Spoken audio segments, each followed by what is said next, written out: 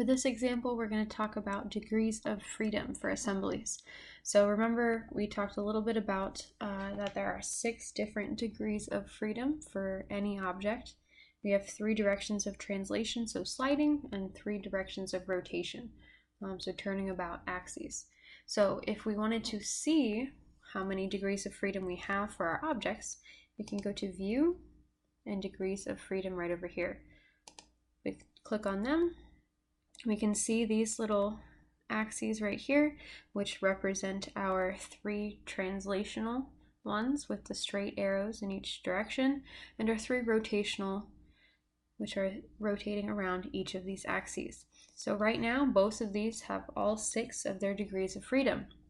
If we wanted to ground one of our objects, which is often one of the first things you do in an assembly, we can right-click on our puzzle piece here. We can choose grounded. So grounded means that this one will no longer be able to move. All right, this one here still has all of its degrees of freedom. If you notice, this one no longer has any degrees of freedom for it at all. What we can do now, if we start to assemble or constrain any of our objects, let's say we want to choose the edges of these 2 pieces right here.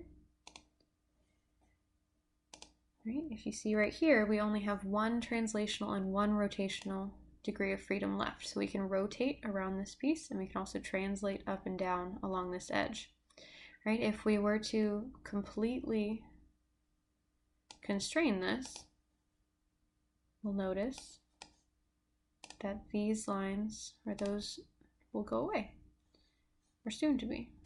Okay, if we notice here, now those 2 are connected. Now we no longer can rotate, we can only translate in that one direction. Okay, if we wanted to get rid of that last one, we could constrain again. And now, since we do not see anything, if we pull on it, it's not possible for anything to move. We have no degrees of freedom left.